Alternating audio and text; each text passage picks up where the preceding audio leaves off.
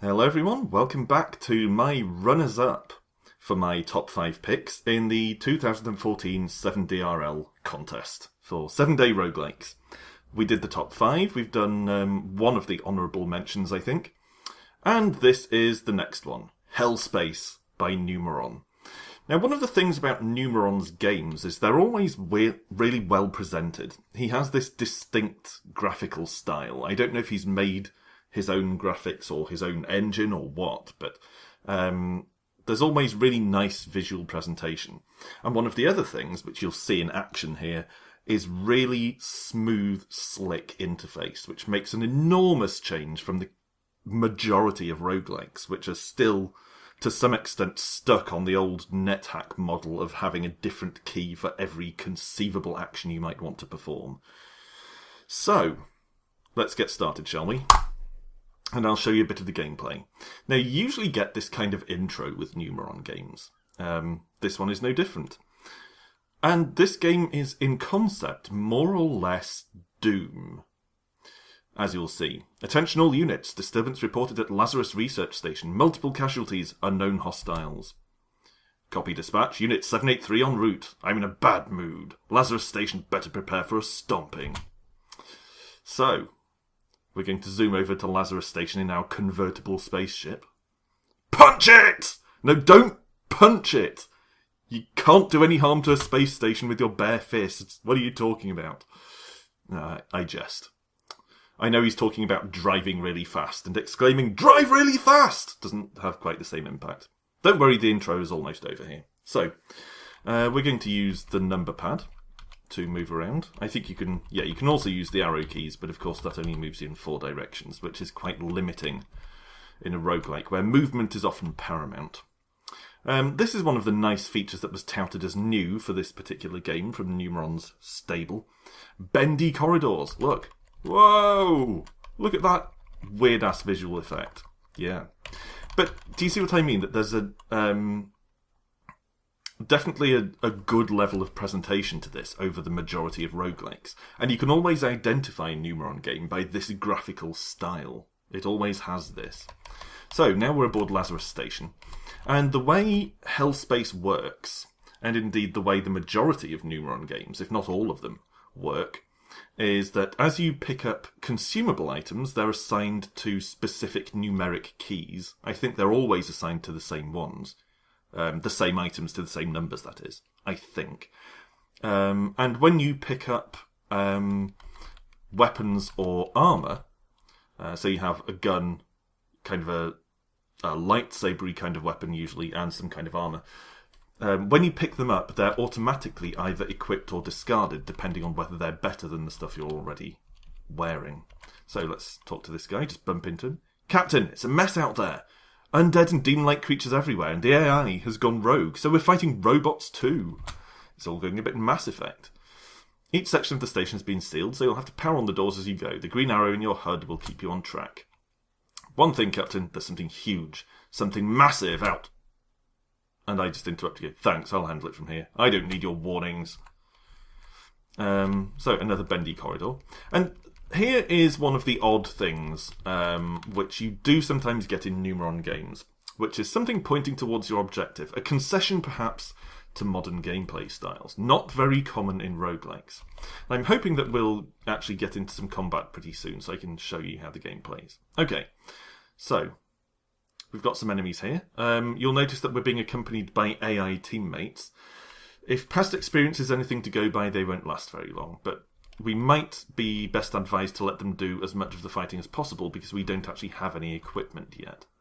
Okay, he just dropped a knife, so I'll pick up the knife with G, and you see it automatically equipped into our blade slot at the bottom there. And we've got some other enemies over here. Didn't drop anything though. Now, Numeron's games are usually reasonably challenging. I don't think I've ever finished one apart from this one. And I seem to remember he reported in the wake of the 7DRL contest that gave rise to this game, that people usually complained his games are too hard, so he made an effort to tone down the difficulty with this one. And this was, I think, only the second roguelike I ever finished. And I finished it on, I believe, my second attempt, on normal difficulty. There's also an easier one. So, it is pretty easy. If you're not familiar with roguelikes at all, it might give you more of a challenge. But if you are familiar with roguelikes, you'll probably find this pretty easy. But that's not necessarily a complaint, and particularly considering this was a 7-day game. You can't complain too much about depth and level of difficulty and such. And this would be one of the games I'd recommend if someone came to me and asked for an introductory roguelike. If someone went, I've never played a roguelike before, what would you suggest? Okay, let's back off here. Take him down. And there's a first aid kit. So you see, we pick that up and it goes into our number 1 slot, and then we can just use it by pressing 1. So it's much easier than the unwieldy open the inventory, press an appropriate letter key to select the item, then do you want to apply it, use it, eat it, etc, etc.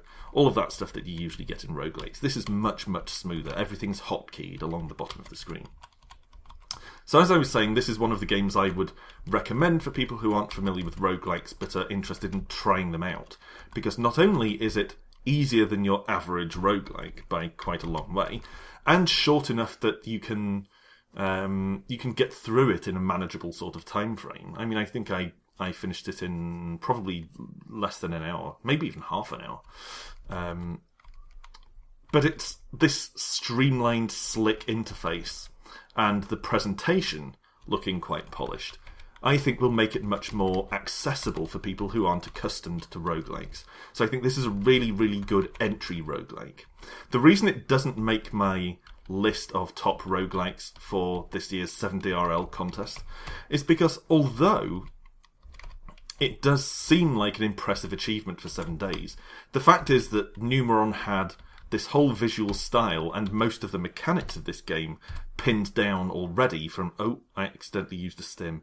Okay, so that's demonstrated that I was wrong about the same items being assigned to the same number slots every time, because the first aid kit was not number 1 this time.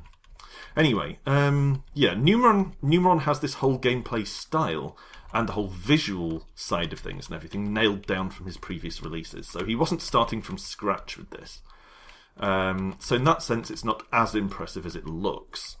But it is still a very good, enjoyable roguelike, and a solid achievement for 7 days. I mean, it's fairly well balanced, it's fun, it's nicely designed, so no complaints there.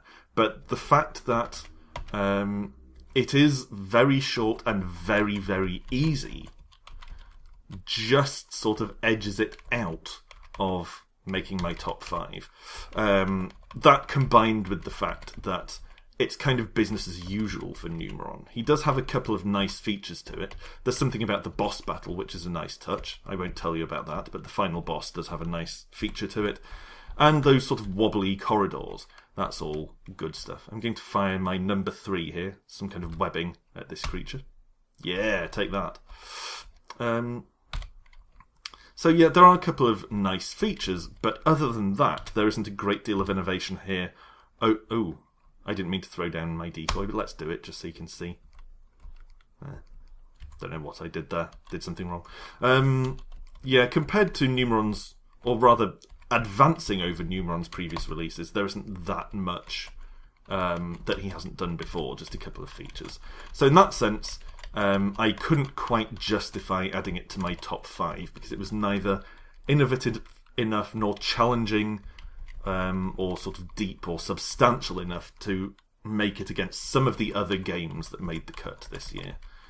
But it does deserve an honourable mention because I had a lot of fun playing it, and I think it is a really well-rounded and very good introductory level roguelike. So, this has been Hellspace by Numeron, one of my honourable mentions for the 2014 7-Day Roguelike contest. Thanks for watching, as always. Rejoin me next time as we do more game-related stuff and, more than likely, some more roguelikes. and we'll see some more of the ones that didn't quite make the grade but are worth checking out. So until then, bye for now.